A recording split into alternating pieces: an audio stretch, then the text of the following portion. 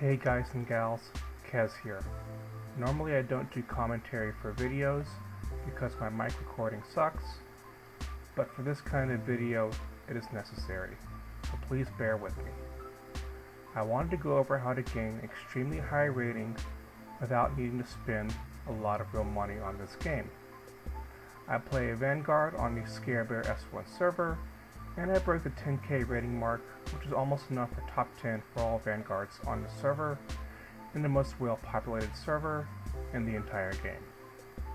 I have spent less than $60 total on the game, and only about $30 of that went into anything meaningful rating gain wise. Okay, so let's begin with Mastery.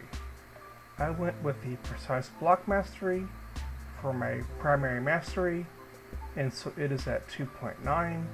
I've got the Charge Strike Mastery up to 1.3, and the Thunderstomp Mastery up to 0.2. Leveling up each Mastery increases your rating overall, and the goal is to get one of them up to level 3. Probably in a week I'll get there with the Precise Block Mastery. For Vanguards, generally, for all of your equipment, you want to try and get crit rate on it. Crit rate boosts our parry rate, so we get double rating boost from that stat, so it's very good to help increase your rating a lot. I wanted to start with my mastery choices because it will help with explaining some of my talent choice decisions. I went heavily into the Iron Guard tree as I am a tank. I went with a near even mix of the first talents, Hardened Armor and Dragon Scale, for two reasons. The first is I do everything on a very small budget, so I'm not wasting gold on extra artifact reforges. So I want to be able to get the most rating gain out of however few artifact reforges I actually go for. So having at least 1 point in each of the multi-point talent tiers is the optimal route for this style of budget playing.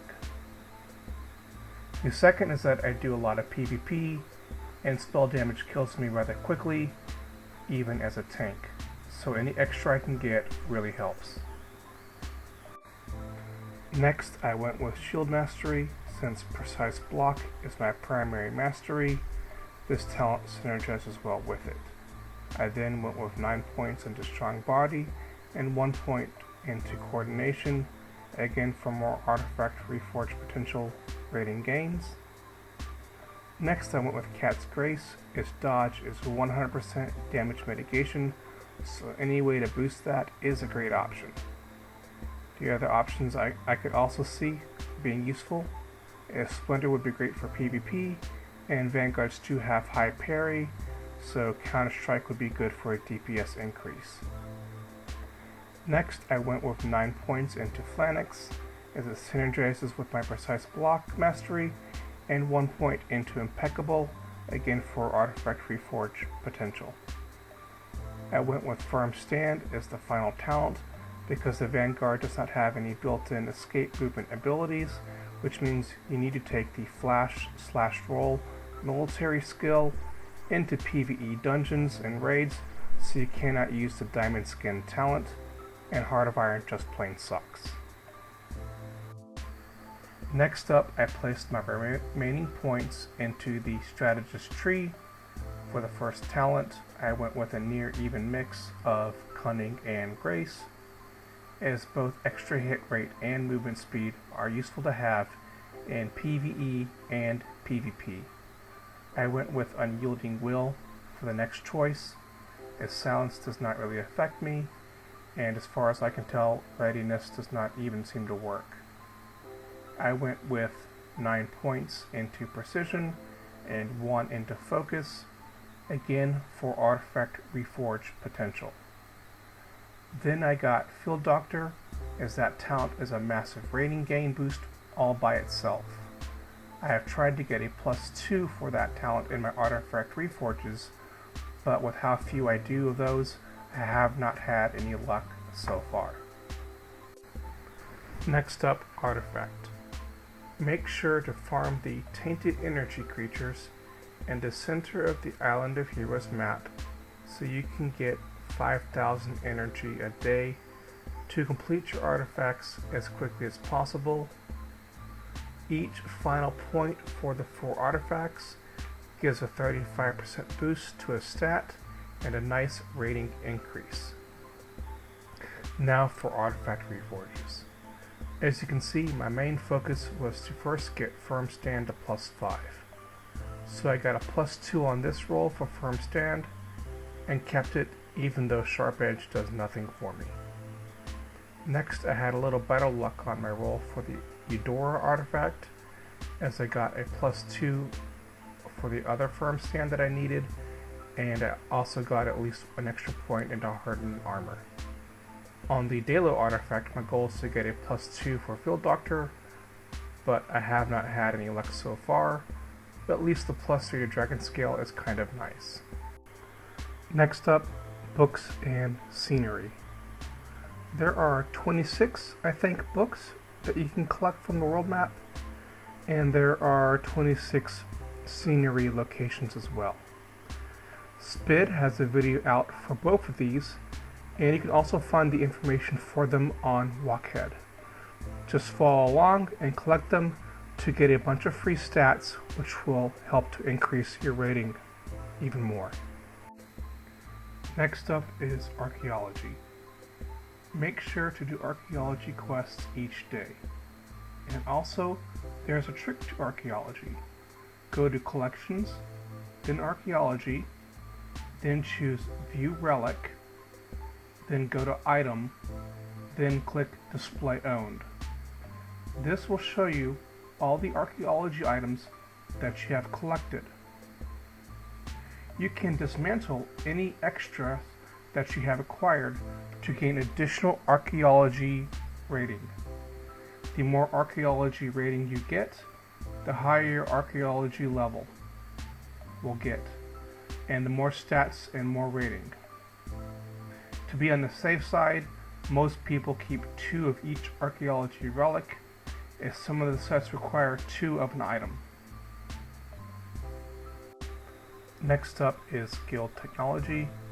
These will give a massive boost to your rating, especially the ones like Armor Penetration, Evasion Enhancement, Precision Boost, and so on. It is well worth the crown and guild tokens to get all of these technologies, so make sure to invest everything you can to get them as quickly as possible. Next up, gems. Each day, try to collect a few of the treasure chests in the open world, as they will contain gems. The more you collect, then the more gems you can upgrade. As you increase the quality of your gems, your rating will improve a lot. The way you improve your gems is go to Inventory, then click on a gem, and then click Merge. If you have 3 or more of the same gem, you can upgrade to 1 level better. Next up, Legendary Titles. Legendary titles are Equip Effect. That means you can only get the benefit from 1 at a time. I released a video guide on how to get the Dungeon Conqueror one for free. But as long as you get at least 1 legendary title, then you will be in good shape. Also, try to collect lots of regular titles, as they give permanent stat boosts, which helps to raise your rating. Next up, skills. I would recommend getting all skills to level 7. Then just collect the materials to level them up naturally after that, as you will just wind up with lots of skill materials trying to sell for a minimum price in the end. Unless there is one major skill that is make or break for your class, then get that one skill to level 9. The Vanguard does not really have a skill like that. Next up, Legendary Weapon. Make sure to only get a legendary weapon for 1 hand. Pick whichever will give you more rating and go with that, and get a sacred weapon for the other hand. For my tank, the shield gives more rating than a weapon does, so I went with the shield offhand for my legendary weapon and got a sacred weapon for my main hand. You can usually find a legacy weapon or offhand on the trade post for a decent price, usually around somewhere under 200 gold.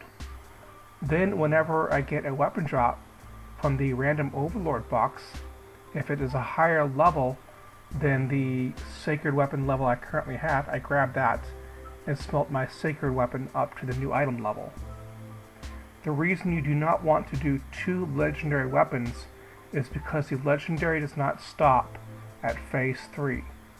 On the China servers, they are up to phase 7, so it never ends. They will keep raising the legendary phase cap, so you will be forced to only use 1 legendary weapon. So do not let yourself fall way behind by going with 2 legendary weapons. Also, upgrading to a higher phase gets very expensive very fast. To upgrade to phase 3 will cost 10 primal hearts, which will cost 1,000 gold to acquire, etc. Next up, pets. Make sure to get at least 1 epic pet, as it is about as strong as a legendary title. You can usually find the cheaper epic pets for around 40 to 80 gold on the trade post. I got the Frog Prince for 40 gold from the trade post when it was a really common one. Next up, Sacred Mount. Go to Collection, then Mount, then click Travel Companion in the top right. Then go to Emblem. You will notice that each grade of mount gives you extra stats. 1 blue mount gives you 2% more dodge. 1 epic mount gives you 3.5% more spell resist. 1 sacred mount gives you 5% more crit rate. You can buy mounts on the trade post if they are common for relatively cheap amounts of gold. I was able to get the Action Bike, which is a sacred mount, for 150 gold from the trade post. Make sure to get up to the sacred grade on mounts. Next up, costumes. Go to Appearance, then Costume, then click Emblem on the top left. Costumes are just like mounts. You unlock special bonuses for getting 1 of each grade of costume. You get 1.5% more spell resist for a rare costume. You get 3% more dodge for an epic costume. And you get 4.5% more haste for a sacred costume. You can buy costumes from the trade post for around the same price as mounts. I was able to get the Flame Exorcism costume, which is a sacred grade costume, for 150 gold on the trade post. I was able to get a Pirates of Caribbean costume, which is epic grade, for 150 gold from the trade post. Make sure to get up to the sacred grade on costumes. Next up, cleansing. Go to Equipment and then Cleanse. You will notice all of your gear other than legendary items have a grade associated with them. You should make an effort to get all gear pieces to at least S grade, as this will help your rating a lot. You will need Soulbound Jade to cleanse sacred grade gear. You can merge Force Stones into Soulbound Jades if you need more of those. Next up, Sigils. Go to Skill and then Sigil.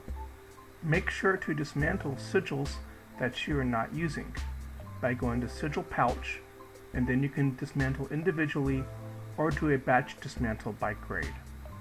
Always check with your embedded sigils to see if you have one that may give more rating than what you already have equipped. Ideally for Vangaurd, you want all strength and intellect sigils for purple, blue, and red, if you can get them, as they often give the most rating.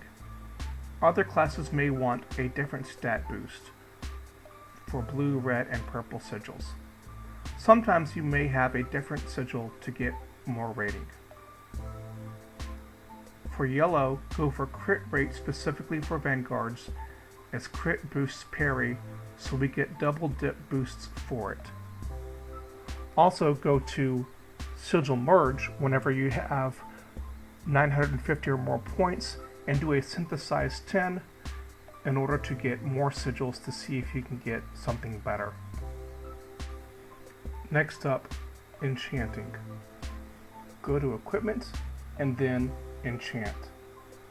Once you have settled on most of your gear and know that you won't be replacing anything anytime soon, you should look to get at least tier 1 enchants for all of your gear.